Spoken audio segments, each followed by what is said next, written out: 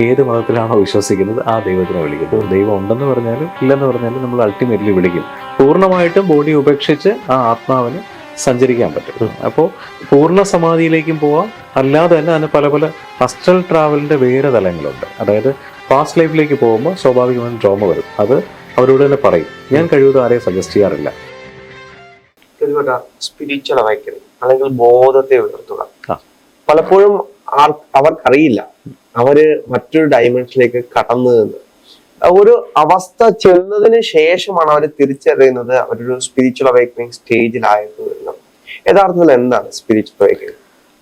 രാഹുലേ, നമ്മളിപ്പോ സാധാരണ രീതിയിൽ നമ്മളിപ്പോ ഒരു ദൈവവിശ്വാസി ആയിരിക്കാം, അല്ലാതിരിക്കാം. പക്ഷെ നമ്മൾക്കൊരാവശ്യം വരുന്ന സമയങ്ങളിൽ നമ്മൾ ആദ്യം വിളിക്കുന്നത് ആരെയായിരിക്കും? അമ്മയായിരിക്കും വിളിക്കുക, അല്ലെ? അമ്മേ എന്നൊരു വിളി അറിയാതെ വിളിക്കും. നമ്മുടെ ഉത്ബോധത്തിൽ നിന്ന് വരുന്നതാണ്. പിന്നെ അതിനുശേഷമായിരിക്കും ഏത് മതത്തിലാണോ വിശ്വസിക്കുന്നത് ആ ദൈവത്തിനെ വിളിക്കുന്നത്. ദൈവം ഉണ്ടെന്ന് പറഞ്ഞാലും ഇല്ലെന്ന് പറഞ്ഞാലും നമ്മൾ അൾട്ടിമേറ്റ്ലി വിളിക്കും. ആരും കേൾക്കാതെയും വിളിക്കും, കേട്ടുകൊണ്ടും വിളിക്കും. ഇത് ഒരു അടുത്ത തലത്തിലേക്ക് എത്തുമ്പോൾ ഈ ഒരു ദൈവമേ എന്ന വിളിയല്ല, അവിടെ നമ്മുടെ ബോധമനസ്സ്, നമ്മൾ ആരാണ്? ബോധമുള്ളവൻ, ശിവൻ, അല്ലേ? അതായത് ഈ കാശ്മീരത്തിലൊക്കെ അതായത് പല സംഭവങ്ങളുണ്ട്. അതിനകത്തൊരു ഏറ്റവും പ്രാഗൽഭമായ നിൽക്കുന്ന വിദ്യകളിൽ 112 വിദ്യകൾ പഠിപ്പിക്കുന്ന ഒരുപാട് സംഭവങ്ങളുണ്ട്. അതിൽ 112 വിദ്യകൾ പഠിച്ചാൽ നമ്മൾ സ്വാഭാവികമായിട്ട് നമ്മൾ സമാധിയിലേക്ക് പോകും. നമ്മൾ അത്രയും വിദ്യകൾ നമ്മൾ സ്വായത്തമാക്കി കഴിഞ്ഞാൽ നമ്മൾ ശിവനാണ്, അല്ലെങ്കിൽ നമ്മുടെ ചൈതന്യത്തെ നമുക്ക് ശിവനായി കാണാം. ഈ സമാധി എന്ന് പറയുന്നത് ഒരു അതിന് 2-3 സ്റ്റേറ്റുകളുണ്ട്. ഒരു സ്റ്റേറ്റ് എന്ന് പറയുന്നത് നമുക്ക് ബോഡി വിട്ട് ട്രാവൽ ചെയ്യുമെന്ന് പറയില്ലേ. ഇപ്പോൾ അസ്ട്രൽ ട്രാവലിന്റെ വേറെ തലങ്ങളുണ്ട്. അതായത് ഇപ്പോൾ ഫോർ എക്സാമ്പിൾ ഞാൻ പറയണ ഇപ്പം രാഹുൽ പറയണ ഞാൻ അടുത്ത മാസം സമാധി പോവുകയാണ് എന്ന് പറഞ്ഞാൽ രാഹുലിന് ക്ലിയർ ആണ്, രാഹുൽ അടുത്ത മാസം ബോഡി വിട്ട് പോകുന്നുള്ള കാര്യം. അപ്പോൾ പൂർണ്ണമായിട്ടും ബോഡി ഉപേക്ഷിച്ച് ആ ആത്മാവിന് സഞ്ചരിക്കാൻ പറ്റും. അപ്പോൾ പൂർണ്ണ സമാധിയിലേക്കും പോവാം, അല്ലാതെ തന്നെ അതിന് പല പല സെഗ്മെന്റ്സ് ഉണ്ട്. അത് പല രീതിയിലുള്ള വിഭാഗങ്ങൾ പല രീതിയിൽ തന്നെ വ്യാഖ്യാനിക്കുന്നു. അൾട്ടിമേറ്റ്ലി എന്താണ്? ബോഡി ഒരിടത്ത് ഇരുത്തിയിട്ട് നമ്മൾ ബോഡി വിട്ട് ട്രാവൽ ചെയ്യാൻ നമ്മൾ പ്രാപ്തനാകുന്നു. അതന്നെയല്ലേ അസ്ട്രൽ ട്രാവൽ? അസ്ട്രൽ ട്രാവൽ അത് മാത്രമല്ല. അസ്ട്രൽ ട്രാവൽ ബോഡിയിൽ വിട്ടിട്ട് നമ്മൾ ശരിക്കും പൂർണ്ണമായിട്ട് വിട്ടു പോകുന്നില്ലല്ലോ. നമ്മുടെ ബോധതലം അവിടെ ഉണ്ട്, പക്ഷെ ഒരു ഗുരുവിന്റെ ഗൈഡൻസോട് കൂടിയാണ് നമ്മൾ അടുത്ത തലത്തിലേക്ക് പോകുന്നത്. അത് പോകുന്ന സമയത്ത് ആദ്യമായിട്ട് പോകുന്നവർക്ക് ഒരുപാട് പേടിയുണ്ടായിരിക്കും. പക്ഷെ സമാധി അങ്ങനെയല്ല. സമാധി ഒരുപാട് ടെക്നിക്സ് നമ്മൾ പഠിച്ച് എക്സ്പീരിയൻസിൽ കൂടെ നമ്മൾ സമാധിയിലേക്ക് എത്തും. പക്ഷെ ഇത് അങ്ങനെയല്ല. ഇതും ഇല്ലാത്ത ഒരാൾ സ്പിരിച്വലി ഒരുവിധമൊക്കെ എൻഹാൻസ് ചെയ്ത് അടുത്ത ലെവലിലേക്ക് വരുമ്പോൾ കോൺഫിഡൻസോടുകൂടി ഗുരു പറയുകയാണ് കൊണ്ടുപോകാം, അല്ലെങ്കിൽ എനിക്ക് പോകണം എന്ന് പറയുമ്പോൾ ഇതിന് കൃത്യമായ വഴികളുണ്ട്. പക്ഷേ വഴികളില്ലാതെ ഷോർട്ട് കട്ടിൽ കൂടെ പോകാൻ ആഗ്രഹിക്കുന്ന ഒരുപാട് പേരുണ്ടല്ലോ. എനിക്ക് അസ്ട്രൽ ട്രാവൽ ചെയ്യണം, ഫ്യൂച്ചർ എന്ത് കോൺസിക്വൻസ് വന്നാലും കുഴപ്പമില്ല, എനിക്ക് ഗുരുവിനെ വിശ്വാസമാണ് എന്ന് പറഞ്ഞു പോകുന്ന ആൾക്കാരുണ്ട്. അപ്പൊ അവിടെ പേടിയേക്കാളപ്പുറം ഒരു വിശ്വാസം, പിന്നെ അത് കാണാനുള്ള കൗതുകം. ഈ കൗതുകം എങ്ങനെ വരുന്നത്? പല ആൾക്കാരും സ്പിരിച്വൽ അവൈക്കനിങ്ങിൽ കൂടെ ഞാൻ അവിടെ പോയി ഇവിടെ പോയി. ഇപ്പൊ ഈവൻ നമ്മൾ സ്പിരിച്വൽ അവൈക്കനിങ്ങിന്റെ പ്രോഗ്രാംസ് അബാക് മീഡിയ ചെയ്യുന്ന സമയത്ത് ഈവൻ ട്രിവാൻഡ്രം, തൃശ്ശൂർ, എറണാകുളം ഈ 3 ഭാഗങ്ങളിൽ നമ്മൾ പല രീതിയിലുള്ള ഡിബേറ്റ്സ് പല ആചാര്യന്മാരോട് സംസാരിച്ചിട്ടുണ്ടായിരുന്നു, അല്ലെ? അതിൽ ഏറ്റവും എടുത്തു പറയുന്നതാണ് നമ്മൾ ഏറെ റെസ്പെക്ട് ചെയ്യുന്ന തസ്മൈ ഗുരുജി. അദ്ദേഹം തസ്മൈ ഗുരുജി ഈ മീഡിയയിൽ വരുന്നതിന് മുൻപ് പല ആൾക്കാരും, അല്ലെങ്കിൽ ഇപ്പോൾ ഈവൻ ഞാൻ ഉൾപ്പെടെ അദ്ദേഹത്തിനെ കണ്ടിരുന്നത്, അദ്ദേഹത്തിന്റെ ഒരു ശിഷ്യൻ പറയുന്നു ഞാൻ ഗണപതിയുമായിട്ട് ക്രിക്കറ്റ് കളിക്കുന്നത്, അല്ലേ? അപ്പോൾ നമ്മളതൊക്കെ നിരന്തരം കാണുന്നതാണ്. കൈലാസത്തിൽ പോകുന്നു. പക്ഷെ കൈലാസത്തിൽ പോകുന്നു എന്ന് പറയുമ്പോൾ എന്നെ സംബന്ധിച്ച് അതൊരു വലിയൊരു, പുള്ളി പറയുമ്പോൾ വൗ ഫാക്ടർ ആയിട്ട് ഫീൽ ചെയ്തിട്ടില്ല. ഞാൻ നിരവധി ആൾക്കാരുമായിട്ട് കമ്മ്യൂണിക്കേറ്റ് ചെയ്യുന്നതുകൊണ്ടും ഈ ഡൊമൈനിൽ നിൽക്കുന്നത് കൊണ്ടും 2007-2008 കാലങ്ങളിൽ ഞാൻ ആദ്യമായിട്ട് ഈ സെഗ്മെന്റിലേക്ക് വരുമ്പോൾ ഞാൻ മംഗലാപുരത്തൊരു സ്ഥിരം ഒരു സ്പിരിച്വൽ ഒരാളിനെ കാണാൻ പോകുമായിരുന്നു. അന്ന് എൻ്റെ ജോലിയുടെ ഭാഗമായിട്ട് ഞാൻ സോഫ്റ്റ്വെയർ ഇൻസ്റ്റാൾ ചെയ്യാൻ പോയ സമയത്ത് അദ്ദേഹം എന്നോട് തലേ ദിവസം ടൈം തന്നു, 9 o'clock പ്രദീപ് എത്തണമെന്ന്. ഞാൻ ഷാർപ്പ് 9 o'clock എത്തി. ഞാനന്ന് സ്റ്റേ ചെയ്യുന്നത് ഉടുപ്പിയിലായിരുന്നു. ഉടുപ്പിയിൽ നിന്ന് ഞാൻ മംഗലാപുരം എത്തി, ഹമ്പൻകട്ട എന്ന പ്ലേസിലെത്തുന്നു. അദ്ദേഹത്തിനടുത്തു അദ്ദേഹത്തിൻ്റെ റൂമിൽ ആരുമില്ല. ഒരു സ്റ്റാഫ് എന്ന് പറഞ്ഞ് വെയിറ്റ് ചെയ്യാൻ പറഞ്ഞു. ഞാൻ 2 മണിക്കൂർ വെയിറ്റ് ചെയ്തു. അപ്പോൾ തിരിച്ചിട്ട് അദ്ദേഹം എന്നോട് പറഞ്ഞു ഞാൻ ദേവലോകത്ത് പോയിട്ട് വന്നെന്ന് പറഞ്ഞു. അപ്പോൾ സ്വാഭാവികമായിട്ടും നമ്മുടെ ആ ഏജിൽ ഒരിക്കലും അത് ഉൾക്കൊള്ളാൻ പറ്റില്ല. അപ്പൊ ഞാനും മനസ്സിൽ പറഞ്ഞു എന്താ ഇദ്ദേഹം പറയുന്നത്, അതും നമ്മളൊന്ന് ഭയങ്കര ആക്റ്റീവായിട്ട് നിൽക്കുന്ന സമയമാണ്. പെട്ടെന്ന് ക്ഷമയൊന്നുമില്ലല്ലോ, ഞാൻ എന്തൊക്കെ മനസ്സിൽ വിചാരിച്ചു, ഞാനങ്ങ് പോയി. പക്ഷെ നിരവധി ദിവസങ്ങൾ കഴിഞ്ഞ് ഈ ഡൊമൈനിൽ നിൽക്കുന്ന സമയത്ത് നമ്മൾ പല ഗുരുക്കന്മാരെയും കാണുന്നു, പിന്നെ എന്താണെന്ന് മനസ്സിലായി.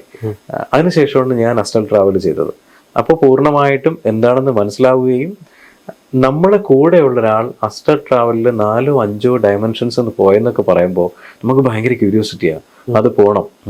ഇപ്പൊ ഞാൻ 3 വരെ പോയിട്ടുള്ളൂ.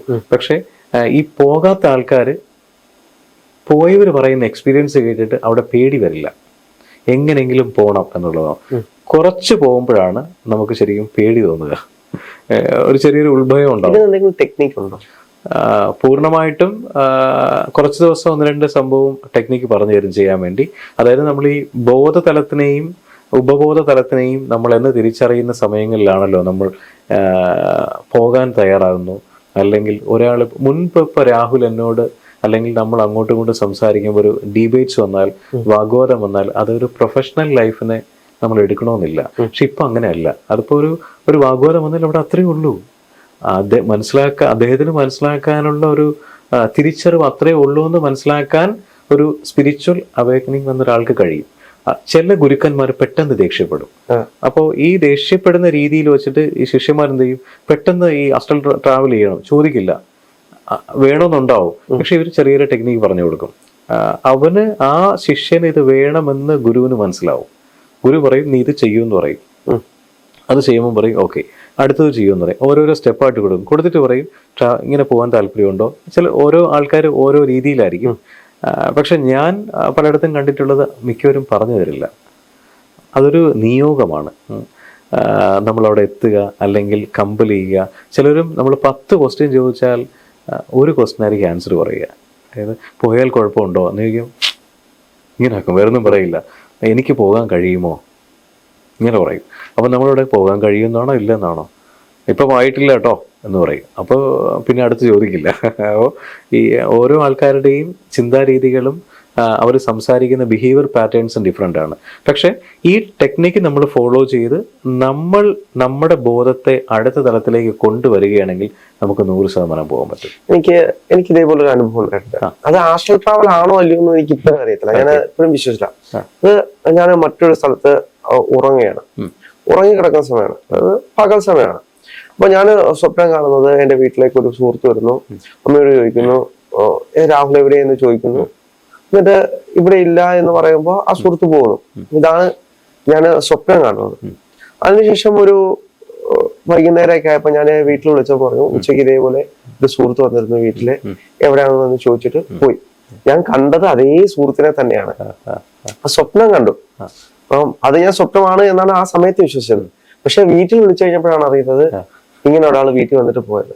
അപ്പം അന്ന് തൊട്ട് എനിക്കൊരു ക്യൂരിയോസിറ്റിയാണ്, ഇത് അസ്റ്റൽ ട്രാവൽ ആണോ അല്ലെങ്കിൽ മറ്റെന്തെങ്കിലും ആണോ. അതേപോലെ തന്നെ മറ്റൊരു അനുഭവം ഉണ്ടായി. അപ്പൊ ഞാൻ ഉറങ്ങി കിടക്കുന്ന ഒരു അവസ്ഥയാണ്. അപ്പൊ എനിക്ക് എണ്ണീക്കാൻ പറ്റത്തില്ല ബോഡിയിൽ നിന്ന്. ഞാൻ എണ്ണീക്കാൻ നോക്കുന്നുണ്ട്, പക്ഷെ എനിക്ക് അവിടെ ചുറ്റും നടക്കുന്ന മുഴുവൻ കാര്യം അറിയാൻ പറ്റും. അപ്പം അപ്പുറത്തുനിന്ന് ഒരാള് അതിലേക്കൂടെ നടക്കുന്നതും കാര്യങ്ങളും എല്ലാം. എന്നിട്ട് അവിടെ നടന്നൊരു ഇൻസിഡന്റ് അത് ഞാൻ നേരിട്ട് കണ്ടു. പക്ഷെ അത് കഴിഞ്ഞ് ഞാൻ എണ്ണീക്കാൻ നോക്കി കുറെ കഴിഞ്ഞു, ഒരു ടൈം പീരീഡ് കഴിഞ്ഞിട്ടാണ് ഞാൻ ബോഡിയിൽ നിന്ന് എണ്ണീക്കുന്നത്. എന്നിട്ട് ഞാൻ അവിടെ ചെല്ലുമ്പോൾ അറിയുന്നത് അതേ ഇൻസിഡന്റ് അവിടെ നടന്നു. അപ്പൊ അങ്ങനെ ചില കാര്യങ്ങളുണ്ട്. അപ്പൊ അപ്പോഴും എനിക്ക് മനസ്സിലായിട്ട് ഇത് ആസ്ട്രൽ ട്രാവൽ ആണോ മറ്റെന്തെങ്കിലും ആണോ. ഇത് ആസ്ട്രൽ ട്രാവൽ അല്ല, ഇത് ശരിക്കും പറഞ്ഞു കഴിഞ്ഞാല് നമ്മുടെ സോൾ അടുത്ത ലെവലിലേക്ക് വരുന്നു എന്നുള്ളതാണ്. അതായത് സാധാരണ സോള് പോലെയല്ല, കുറച്ചുകൂടെ അടുത്ത ലെവലിൽ നിൽക്കുന്നു. ഈ നിൽക്കുന്ന സോൾസിനെ നമുക്ക് ഈസി ആയിട്ട് അപ്ഗ്രേഡ് ചെയ്ത് കൊണ്ടുപോകാൻ പറ്റും.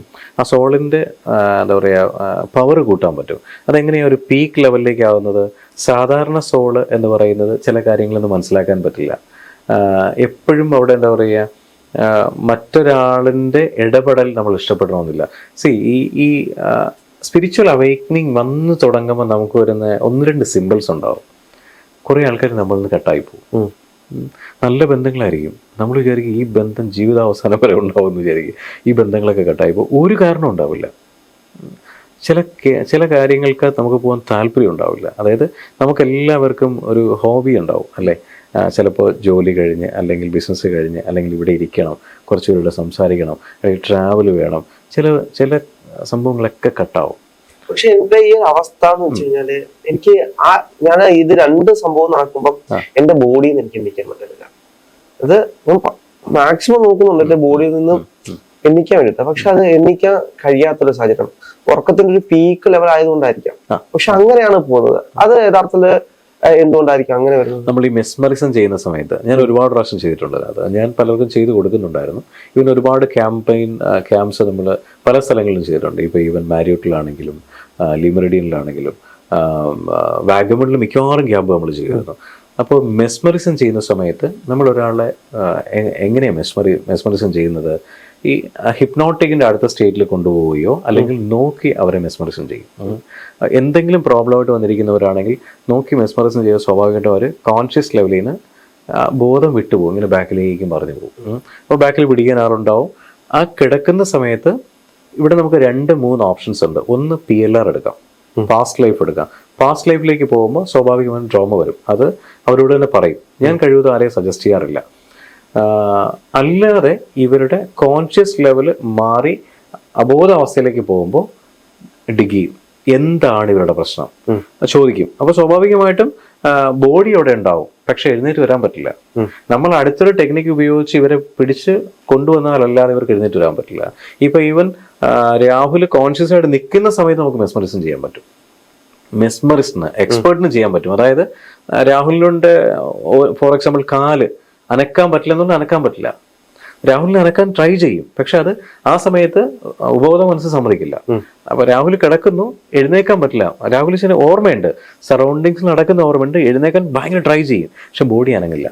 അതുപോലെയാണ് ഈ മെസ്മറിസം ചെയ്യുന്ന സമയത്ത് ഇവർ ഓൾറെഡി വിഴുന്നു പോകും. വിഴുന്നു പോയതിനു ശേഷം ചോദിക്കും, നിങ്ങൾ എവിടെയാ പ്രശ്നം, എന്താ പ്രശ്നം? ഓരോ 5 വർഷം ബാക്കിലേക്ക് ഡിഗ് ചെയ്ത് പോകും. അപ്പൊ ഏതെങ്കിലും ഒരു പോർഷൻസിൽ അവർക്ക് പ്രശ്നം ഉണ്ടാവും. ആ കോസിനെ കണ്ടെത്തിയതിനു ശേഷം അത് ബ്രെയിനിൽ നിന്ന് എടുത്ത് മാറ്റും. അതെങ്ങനെ എടുത്ത് മാറ്റും എന്ന് വെച്ച് കഴിഞ്ഞാൽ അവിടെ പോസിറ്റീവ് മെസ്സേജ് ആഡ് ചെയ്യും. ഓരോ പ്രാവശ്യം നിങ്ങൾ ഈ പറയുന്ന നെഗറ്റീവായിട്ടുള്ള സംഭവങ്ങൾ ഓർമ്മിക്കുമ്പോഴും 1000 പ്രാവശ്യം മറന്നു പോകുന്ന രീതിയിൽ. അപ്പോൾ ഒറ്റ പ്രാവശ്യം ഇൻസിഡന്റ് ഓർമ്മിച്ചാൽ അത് മറന്നു പോകും. അവിടെ പുതിയ മെസ്സേജ് ആഡ് ചെയ്യും. പിന്നെ ഇതിൽ നിന്ന് കഴിഞ്ഞ് വരുമ്പോൾ ഇവർ ഒരു അത്യാവശ്യം റിഫ്രഷ്മെന്റ് മൂഡിലായിരിക്കും വരുന്നത്. ചില കാര്യങ്ങൾ ഓർമ്മ ഉണ്ടാവില്ല.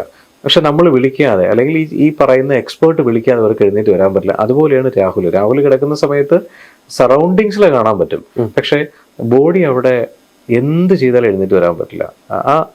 ആ സോള് ബോഡിക്ക് പുറത്താണ്. അല്ലെങ്കിൽ സോളിനെ ആക്ട് ചെയ്യാൻ പറ്റുന്നില്ല നമ്മളുമായിട്ട്. സോള് കുറച്ചുകൂടെ പവർഫുൾ ആയി എന്നുള്ളതാണ്. അപ്പോൾ ഈ ചില ആൾക്കാർ ഈ സ്പിരിച്വൽ അവേക്കനിങ്ങിലേക്ക് എത്തുന്ന സമയത്ത് പലതും കട്ടാവും. നോൺ വെജ് ഒക്കെ ഓട്ടോമാറ്റിക് കട്ടാവും. അത് ഏറ്റവും കൂടുതൽ നോൺ വെജ് ഇല്ലെങ്കിൽ ആഹാരം പോവില്ല എന്ന് പറയുന്ന നിൽക്കുന്ന ആൾക്കാരുണ്ടാവും. അവർ ഈ സ്പിരിച്വൽ സംഭവത്തിലേക്ക് വന്ന് അവർ പോലും അറിയില്ല അവർക്കൊരു സ്പിരിച്വൽ അവേക്കനിങ് ഉണ്ടായത്. പക്ഷേ ഇവർക്ക് നോൺ വെജ് കട്ടാവും, പല ഇൻട്രസ്റ്റ് ഉണ്ടാവില്ല, പല ഫ്രണ്ട് സർക്കിൾ വേണ്ട, പക്ഷെ അവർക്ക് നല്ല ഫ്രണ്ട് സർക്കിൾ ഉണ്ടാവും. കുറച്ച് ദിവസം കഴിയുമ്പോൾ ഇവർ യൂണിവേഴ്സുമായിട്ട് മാത്രമായിരിക്കും കണക്റ്റഡ് ആവുന്നത്. ഇവരുടെ കമ്മ്യൂണിക്കേഷൻ എപ്പോഴും യൂണിവേഴ്സുമായിട്ട് മാത്രമായിരിക്കും. പിന്നെ ഇവർക്ക് നല്ല നല്ല ബന്ധങ്ങൾ വന്നു ചേരും. നമ്മൾ പോലും അറിയാതെ നല്ല ബന്ധങ്ങൾ ഇങ്ങോട്ട് വന്നു ചേരും. അതൊക്കെ ലോങ് ടൈം ബന്ധമായിരിക്കും.